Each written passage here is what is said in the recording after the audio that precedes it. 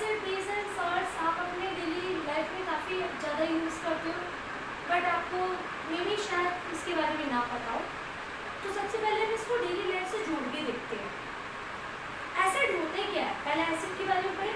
चलो, एसिड होते क्या है? Acid produce H positive ion, ये केमिकल लैंग्वेज है, ठीक है। कि एसिड क्या करते हैं? H पॉजिटिव आयन प्रोड्यूस करते हैं।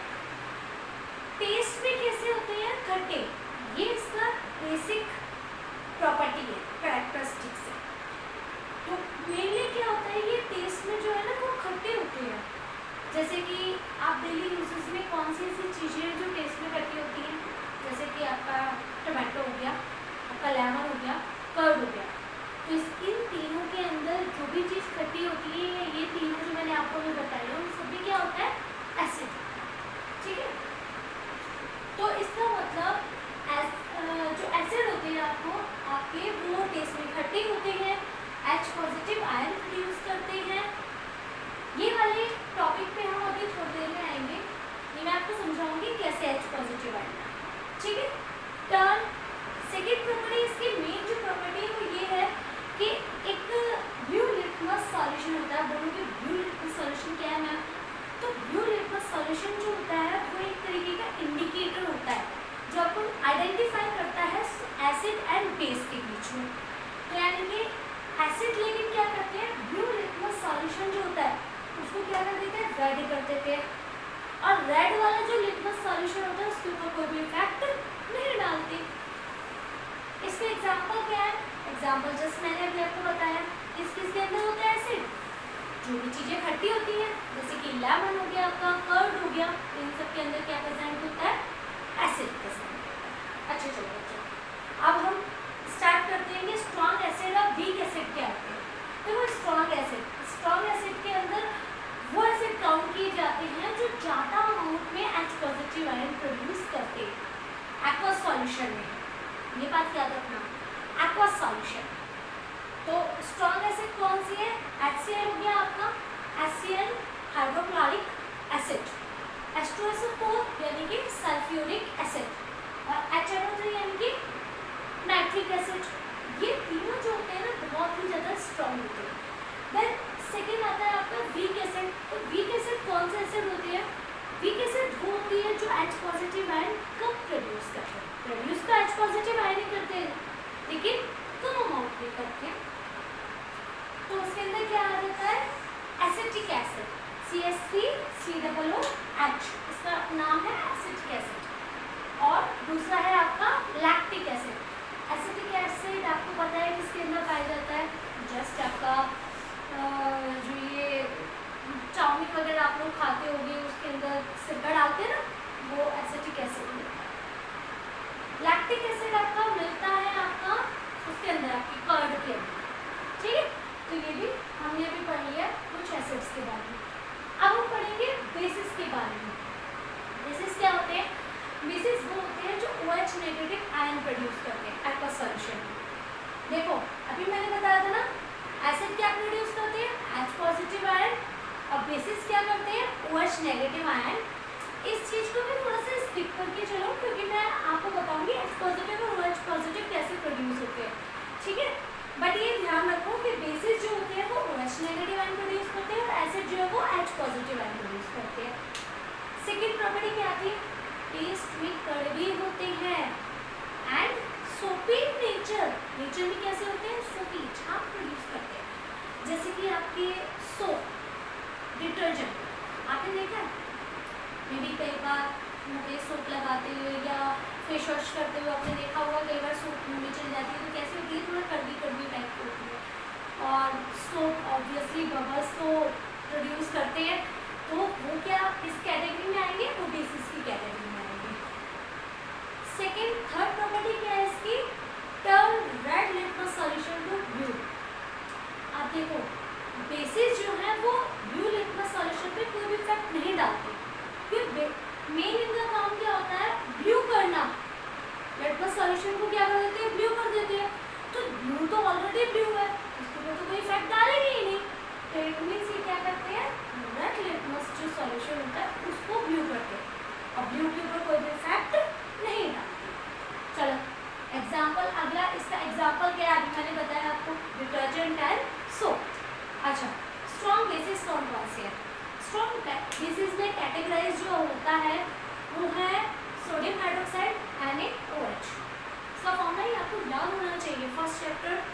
यही था कि आप किस तरीके से इनका केमिकल फॉर्मूला आइडेंटिफाई करते हो और इनका नाम कैसे लिखते हो। तो ये क्या है, सोडियम हाइड्रोक्साइड है, ये पोटेशियम हाइड्रोक्साइड और कैल्शियम हाइड्रोक्साइड। ठीक है, ये हो गया आपका स्ट्रॉन्ग बेस। स्ट्रॉन्ग बेस क्यों हो गया, क्योंकि OH नेगेटिव आयन ज़्यादा प्रोड्यूस करते हैं और इनको ब्रेक करना मुश्किल होता है थोड़ा सा। वीक बेस जैसे अमोनियम हाइड्रोक्साइड। तो आई होप सो आपको acid and base easily clear हो गया होगा। अच्छा वेट अ मिनट, अब मैं आपको नेक्स्ट टॉपिक पढ़ाती हूँ। चलो, अब मैंने अभी आपको बताया था कि H positive ion and OH negative ion ये कैसे आते हैं। देखो, जब एसिड होती है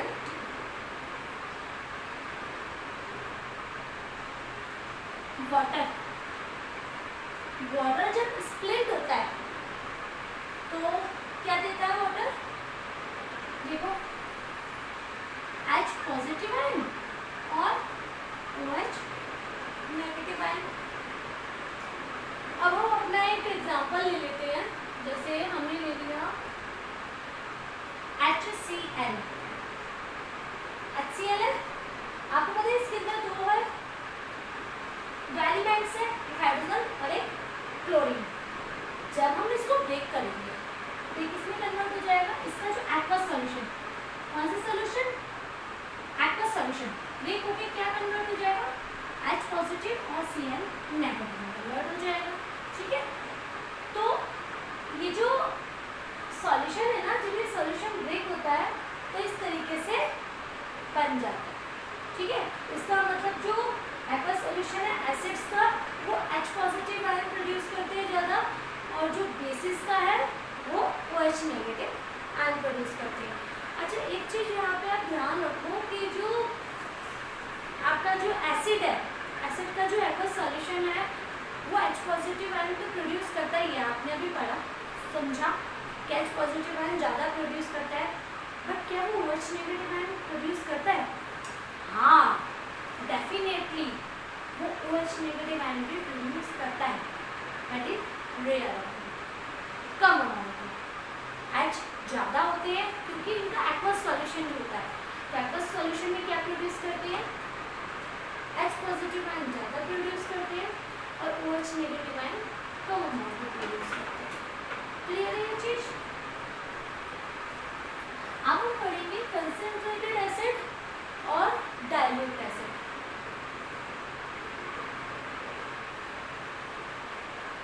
concentrated acid and dilute acid. What is concentrated acid and dilute acid? Acid ऐसे concentrated base और dilute base भी होंगे। ठीक है, मैं यहाँ पे लिख देती हूँ acid और base, acid and base. What is concentrated? Concentrated जिसकी concentrated क्या है, acid मतलब acid का अमाउंट ज़्यादा और base का अमाउंट sorry द्वारा कंसंट्रेटेड मीन्स एसिड ज़्यादा या बेस ज़्यादा और वाटर कम। और डाइल्यूटेड एसिड और बेस का मतलब होता है कि एसिड और बेस को होंगे कम अमाउंट में, लेकिन वाटर होगा ज़्यादा अमाउंट में। ठीक है, देखो जैसे मैं आपको एक चीज़ समझाती हूँ, जैसे HCl है ना, HCl को जब हम वाटर के अंदर मिक्स करेंगे तो ये एसिड बन जाएगा। ठीक है, अब अगर इसके अंदर वाटर ज़्यादा हुआ और HCl कम हुआ तो ये हो गया डाइल्यूट, और अगर इसके अंदर HCl हुआ ज़्यादा और वाटर हुआ कम तो ये हो गया कंसंट्रेटेड, और अगर HCl इसमें हुआ कम और वाटर हो गया ज़्यादा तो बनेगा तो एसिड ही, लेकिन कैसा बनेगा, तो सीधा सीधा आप लिख सकते हैं concentrated acid and base having high concentration of acid and base and less amount of water. Dilute में having more less acid and base and more water. ठीक है, मैं लिख देती हूँ having more acid base plus less water, और यहाँ पे having less acid and base, more clear. चलो, अब इसके बाद हम नेक्स्ट टॉपिक पे आते हैं which is salt. ठीक है, एसिड और बेस तो हमने पढ़ लिया है, what is acid and base. अब हम पढ़ते हैं सॉल्ट क्या होता है. सॉल्ट जो होता है ये वो कंपाउंड्स होते हैं जो एसिड और बेस को मिक्स करने के काम करते हैं. ठीक है, जब हम एसिड और बेस को मिक्स करते हैं उनके एक्वस सॉल्यूशन में तो हमें क्या मिलता है, सॉल्ट. खाली एसिड और बेस को नहीं, उनके एक्वस सॉल्यूशन को. ठीक है, जब एक्वस सॉल्यूशन को एसिड और बेस के एक्वस सॉल्यूशन को मिक्स करते हैं तो क्या बनता है, aqueous solution of acid plus aqueous solution of base, it gives salt. अच्छा, सॉल्ट तो बन गया, सॉल्ट के साथ क्या बनता है, सॉल्ट के साथ बनता है वाटर, यानी कि H2O. चलो एक एग्जाम्पल देख लेते हैं.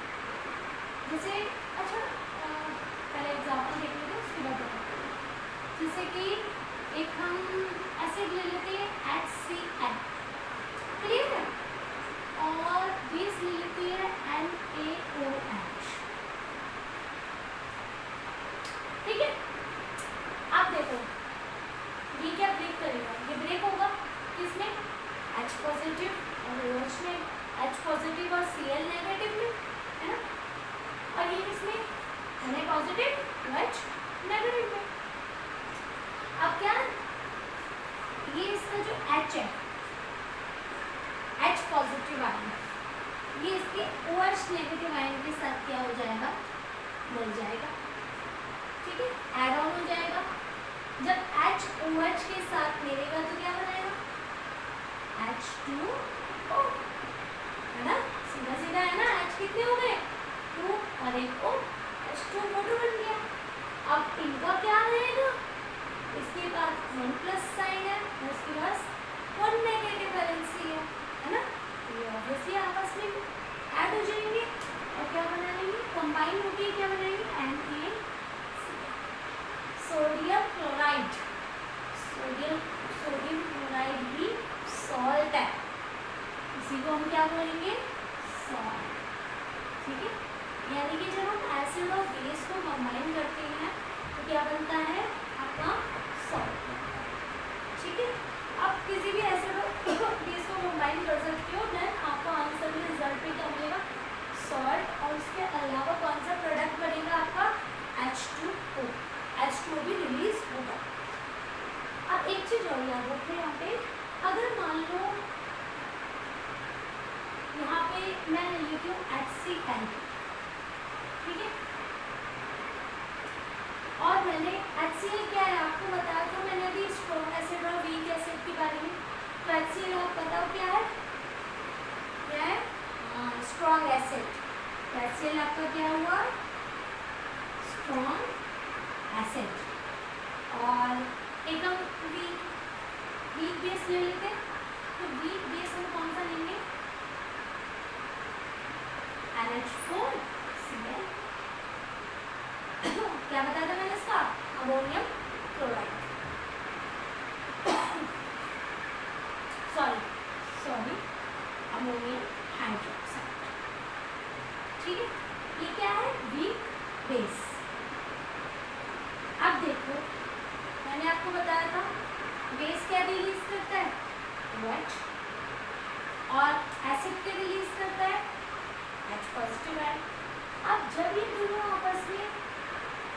इनको मिक्स करेंगे तो अगेन वाटर मॉलिक्यूल रिलीज हो जाएंगे, यानी कि H2 अपने आप बन जाएगा। अब H2 तो बन गया, रिमेनिंग क्या बचा? रिमेनिंग बचा NH4, ये पॉजिटिव है और ये क्या है? नेगेटिव। तो क्या बन जाएगा? NH4Cl, यानी कि ammonium chloride which is a salt. अब ये तो आपको समझ में ही आ गया है कि मैम जब एसिड को और बेस को ऐड करेंगे तो हमें सॉल्ट मिल जाएगा और वाटर मिल जाएगा। लेकिन ये दूसरा सेकेंड टाइप में यह समझाने का पर्पस क्या था? पर्पस ये था बच्चों कि हाँ देखो मैंने कौन सा एसिड लिया था? स्ट्रॉन्ग एसिड लिया था। और बेस कैसा लिया था मैंने? वीक बेस लिया था। अब एक बात बताओ, स्ट्रॉन्ग एसिड और वीक बेस लेंगे तो प्रॉपर्टी थोड़ा टिल्टेड होंगी ना, बैलेंस नहीं है ना। एसिड तो वीक है और बेस क्या है? एसिड तो स्ट्रॉन्ग है और बेस क्या है? वीक है। तो जो हमारा सॉल्ट बनेगा वो क्या बनेगा? स्ट्रॉन्ग। ठीक है, सॉल्ट कैसा बनेगा हमारा? स्ट्रॉन्ग सॉल्ट बनेगा। ठीक है, अगर हम स्ट्रॉन्ग लेंगे तो नॉर्मल सॉल्ट बनेगा हमारा, न्यूट्रलाइज हो जाएगा। अगर आप वीक क्लैरिफाई करती हूँ यहाँ पे, ऐसा गलत बोलूँगी मैं, सॉल्ट बनेगा बट स्ट्रॉन्ग एसिड और वीक बेस है तो ये एसिडिक बनेगा। तो ऐसा गलत बोलूँगी मैं, यहाँ पे क्या बनेगा? एसिडिक, क्योंकि एसिड क्या है? स्ट्रॉन्ग है, एसिड की प्रॉपर्टी ज़्यादा है और वीक क्या बेस क्या है? वीक है। तो इसलिए एसिड की प्रॉपर्टी ज़्यादा है तो ये क्या बनेगा? एसिडिक बनेगा। इन केस अगर मैं यहाँ पे इसकी जगह दूसरा ले लेती हूँ, देखो जैसे मैं एक और एग्जाम्पल समझा देती हूँ आपको। मान लो मैंने वीक बेस ले लिया CH3COOH, ठीक है।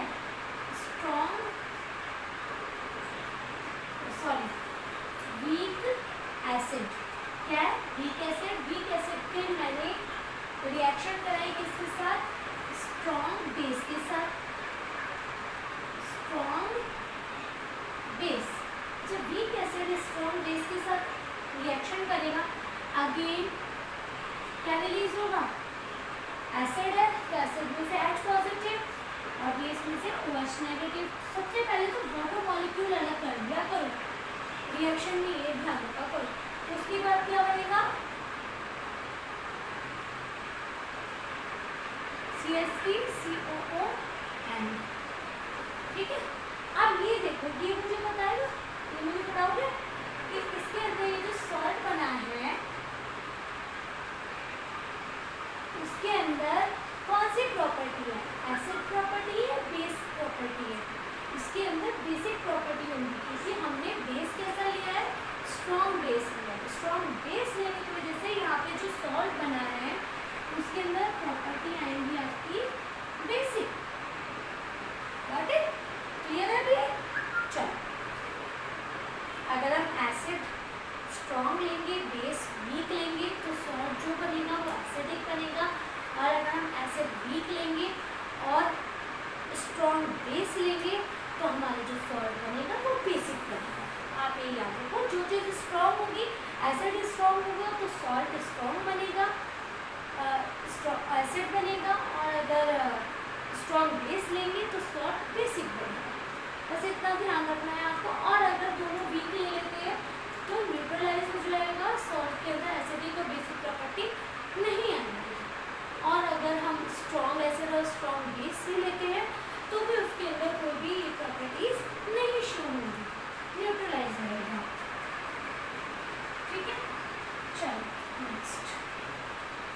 नेक्स्ट है हमारा इंडिकेटर। इंडिकेटर क्या होता है? मैंने जस्ट जब चैप्टर स्टार्ट किया था तभी मैंने आपको बताया था कि बच्चों इंडिकेटर क्या होता है?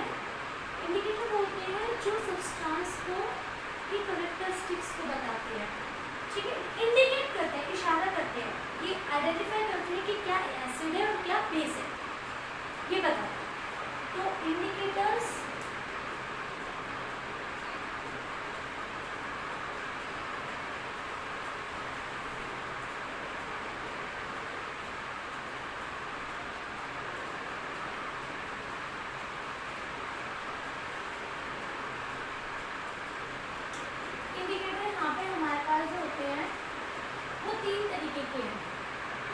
हो गया आपका नेचुरल, एक हो गया आपका सिंथेटिक, और एक हो गया आपका ऑल्फैक्टरी। ठीक है, सिंथेटिक, नेचुरल और ऑल्फैक्टरी। अब नेचुरल कौन से? नेचुरल जो प्लांट से मिलते हैं,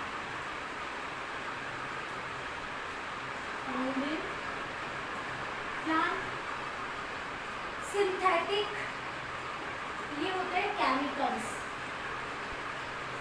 केमिकल सब्सटेंसेस होते हैं। और ऑल्फैक्टरी जो होते हैं, these substances has different smell or odor।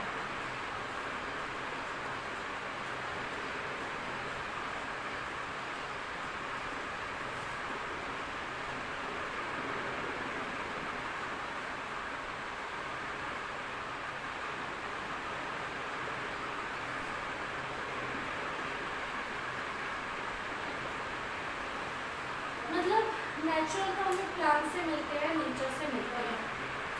Synthetic जो केमिकली बनाए जाते हैं। ऑल्फैक्टरी वो इंडिकेटर जो एसिड और बेस को आइडेंटिफाई करते हैं, उनकी स्मेल से इंडिकेट करते हैं, उनके ऑडर से, उनके टेस्ट से। ठीक है, तो ये 3 टाइप के हैं। अब मैं पहले यहाँ पे आपको ऐसे बता देती हूँ। नेचुरल इंडिकेटर्स में आपका आ जाता है लिटमस पेपर आ जाता है। लिटमस पेपर जो होता है वो क्या करता है, एक मिनट रुकिएगा, मैं बुक पे हूँ। लिटमस जो होता है, एक तो हो गया आपका लिटमस, एक रेड कैबेज हो गई आपकी, और आपका एक टर्मरिक हो गया। ये 3 हो गए। एग्जाम्पल लिख लो इसके, लिटमस,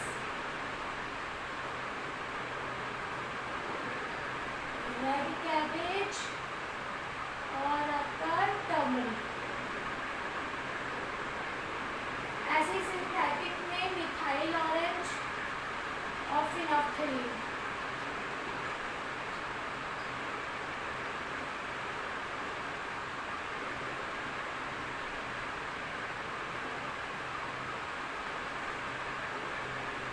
और ऑल्फैक्टरी में आपका आ जाता है क्लोव ऑयल, ऑनियन,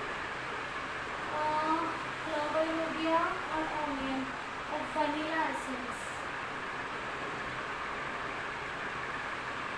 हाँ, वनीला एसेंस आ जाता है। ठीक है, अच्छा लिटमस पेपर का मैं आपको बताती हूँ। लिटमस पेपर की प्रॉपर्टी मैंने आपको बताई थी, पहले आप ये चीज़ नोट डाउन कर लो ताकि मैं आगे अलग अलग इनकी प्रॉपर्टी बता दूँगी। देखो, लिटमस पेपर का काम क्या होता है? लिटमस 2 होती है, एक तो रेड लिटमस होता है, रेड लिटमस सॉल्यूशन होता है, और एक ब्लू लिटमस सॉल्यूशन होता है। ये आपको मैंने बता चुकी हूँ। एसिड के अंदर क्या होता है, जो रेड एसिड जो है वो ब्लू लिटमस पेपर को या सॉल्यूशन को किसमें टर्न कर देता है, रेड में कन्वर्ट कर देता है। और एसिड क्या करता है, ब्लू से रेड में कन्वर्ट कर देता है। और बेस का काम क्या होता है, बेस जो है आपका रेड लिटमस पेपर को या सॉल्यूशन को ब्लू में कन्वर्ट कर देता है। ठीक है, सेकेंड हमारा आता है रेड कैबेज। रेड कैबेज जो होती है, जब एसिड के अंदर इसको मिक्स किया जाता है तो इसका कलर चेंज नहीं होता, ये एज इट इज रेड की तरह ही रहती है, रेड ही रहती है। लेकिन जब इसको बेस के अंदर डाला जाता है तो ये रेड से अपना कलर चेंज करके ग्रीन में आ जाती है। ठीक है, ग्रीन कलर में। टर्मरिक को आप लोगों ने देखा भी होगा, जब सब्जी बनाते हैं ना तो सब्जी में हल्दी डालते हैं और टमाटर भी डालते हैं। टमाटर क्या है, एसिड है, और हल्दी क्या है, एक इंडिकेटर है। आपने देखा है सब्जी में कलर येलो ही रहता है, वो चेंज नहीं होता है। यानी कि टर्मरिक जब हम एसिड के अंदर मिक्स करते हैं अगर टर्मरिक को, तो उसका कलर में कोई भी चेंज नहीं आता। लेकिन इन केस ऑफ बेस के केस में वो रेड कलर दे देती है। जब टर्मरिक को बेस के अंदर डाला जाता है तो उसको कलर चेंज होकर कन्वर्ट हो जाता है रेड में। अब मेरे को बताओगे, देखो जैसे आप डेली पे हल्की सी सब्जी ले जाए, जब आप उसको सोप से धोते हो तो वो सडनली वो चेंज हो जाती है येलो से रेड में। तो इसी वजह से टर्मरिक जो है वो इंडिकेटर की तरह काम करती है और बेस को आइडेंटिफाई कर लेती है। अब सिंथेटिक में मिथाइल ऑरेंज है। मिथाइल ऑरेंज जो है वो अपना मिथाइल ऑरेंज को जब हम एसिड में डालते हैं तो रेड कलर देता है और जब हम उसको बेस में डालते हैं तो वो येलो कलर देता है। ठीक है। फिनोफ्थलीन जो होता है वो कलरलेस हो जाता है जब हम उसको एसिड के अंदर मिक्स करते हैं। जैसे हम एसिड के अंदर फिनोफ्थलीन को मिक्स करेंगे तो बिल्कुल उसका कलर जो है उसका पिंक कलर होता है। मेनली ये है ना, ये पिंक कलर का होता है और ये होता है ऑरेंज कलर का। तो फिनोफ्थलीन क्या करता है, अपना जो कलर है पिंक कलर वो उसको लूज कर देता है, बिल्कुल कलरलेस हो जाता है। लेकिन जैसे ही हम इसको बेस में डालते हैं तो ये और ज़्यादा डार्क पिंक होना शुरू हो जाता है। अल्फैक्टरी क्लॉव ऑयल, जब हम एसिड में क्लॉव ऑयल मतलब लौंग का तेल, जब हम लौंग के तेल को या लौंग के ऑयल को एसिड के अंदर मिक्स करते हैं तो उसकी smell same as it is रहती है। लेकिन जैसे उसको बेस के अंदर मिक्स करते हैं तो वो स्मेल लेस हो जाता है, उसकी स्मेल खत्म हो जाती है। ठीक है। सेम ओनियन को जब हम एसिड के अंदर मिक्स करते हैं तो वो उसकी स्मेल रिटेन रहती है, सेम एज इट इज़ जैसी ही रहती है। लेकिन जैसे हम उसको बेस में डालते हैं तो वो भी उसकी स्मेल भी डिसअपियर हो जाती है।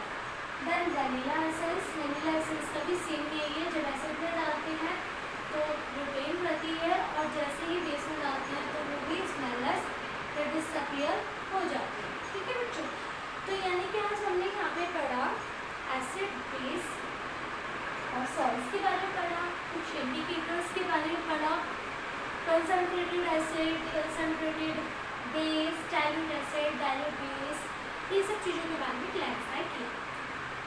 तो आई होप सो आपको ये वीडियो काफ़ी अच्छी लगी होगी और अगर आपकी कोई भी क्वेरीज है तो प्लीज़ मुझे कमेंट बॉक्स के नीचे ज़रूर लिखना ताकि मैं आपकी क्वेश्चंस के आंसर जल्द से जल्द दे पाऊँ और आपकी क्वेरीज को सॉल्व कर पाऊँ। बाकी प्लीज़ मेरे चैनल को लाइक शेयर और सब्सक्राइब जरूर कर देना और कमेंट ज़रूर करना। तब तक के लिए बाय बाय और इसके नेक्स्ट पार्ट हम जल्द ही लेके आने वाले हैं।